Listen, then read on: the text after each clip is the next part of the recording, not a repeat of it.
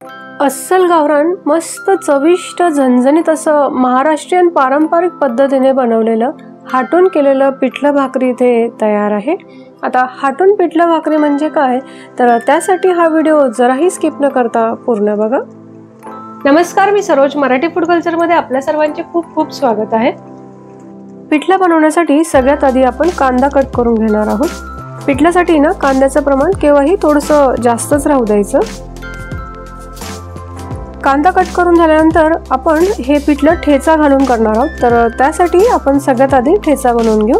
तर त्यासाठी मी हे खलबत्त्यामध्ये 3 ते 4 तिखट हिरव्या मिरच्या घेणार आहे, सोबतच 7 ते 8 लसणाच्या पाकळ्या घेतल्या आहेत मी, आणि थोडंसं जिरं आपल्याला लागणार आहे।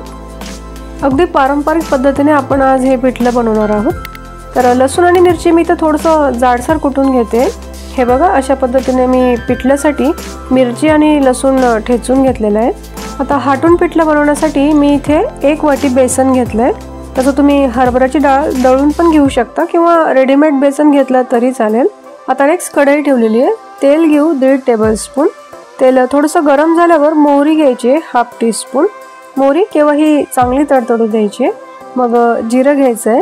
जिरं सुद्धा छान फ्राय झाल्यानंतर ठेचून घेतलेली मिरची आणि लसूण घालायची। फक्त इथे गॅस फ्लेम अगदी लो करून हे वाटण आपल्याला इथे परतवून घ्यायचं आहे तेलात। एखादा मिनिट तेलात छान परतवू द्यायचं आहे। हे आपल्याला मिरचीचा ठेचा परतवून झाल्यानंतर कांदा इथे आपल्याला परतवून घ्यायचा आहे। एक 2 ते 3 मिनिट कांदा आपल्याला पिठल्यासाठी परतवून घ्यायचा आहे।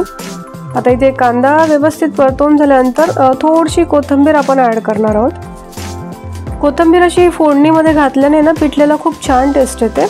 आता या स्टेजला आल्यावर काही सुके जिन्नस आपण घालणार आहोत। त्यात चिमूटभर हिंग मी घेणार आहे, मग 1/2 टीस्पून हळद आणि 1/2 टीस्पून धने पावडर मिक्स करून मी परतवून घेणार आहे। आता हे सुके मसाले आपल्याला एखादा मिनिट परतवून घ्यायचे आणि मग फायनली आपल्याला यामध्ये पाणी घालायचं आहे। आता जर 1 वाटी बेसन असेल तर हाटून पिठलं बनवण्यासाठी 3 वाटी पाणी आपल्याला लागणार आहे। हाय फ्लेमवर खळखळून उकळी आल्यानंतर मीठ घ्यायचं आपल्याला चवीनुसार। अतिशय पारंपरिक पद्धतीने म्हणजे हाटून पिठलं आपण बनवतोय। पाणी छान उकळल्यानंतर ह्या उकळत्या पाण्यात आपल्याला हळूहळू बेसन ऍड करायचे आणि मग एखाद्या मॅशरने किंवा वरण घोटायच्या रईने आपल्याला हे पिठलं एकसारखं हाटून घ्यायचंय। फक्त गॅस फ्लेम आपल्याला इथे मिडियमच ठेवायची आहे। बेसन पीठ जर चाळून घेतलेलं असेल ना तर शक्यतो पिठलं हाटून घेताना गुठळ्या होत नाही, आणि जर गुठळ्या असल्या तर आपल्या भाजीच्या चमच्याने अशा पद्धतीने पिठलं इथे असं हाटून घ्यायचंय। अतिशय जुनी पद्धत आहे ही पिठलं हाटून बनवण्याची। हे बघा, मस्त मऊसर झालेलं आहे आपलं पिठलं। आता याला आपण 10 मिनिट झाकून मंद आचेवर शिजू देणार आहोत। तोपर्यंत तुम्ही अजून आपलं हे चॅनल सबस्क्राईब केलं नसेल तर नक्की सबस्क्राईब करा, म्हणजे तुम्हाला माझ्या नवनवीन रेसिपी सर्वात आधी बघायला मिळतील। आता एक 10 मिनिटांनंतर पिठलं आपलं शिजून तयार आहे। मस्त तेल आलेलं दिसतंय पिठल्याला। आता कोथिंबीर टाकून घेऊ पिठल्यामध्ये। पिठल्यामध्ये ना कोथिंबीर जेवढी जास्त टाकली ना तेवढी पिठल्याची चव खूप छान लागते।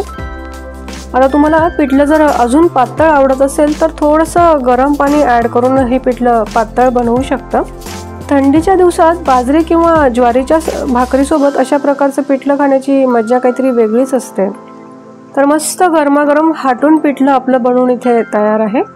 मस्त गरम गरम पिठलं सोबत गरम भाकरी, मिरचीचा ठेचा, कांदा, उडदाचा पापड, भारीच।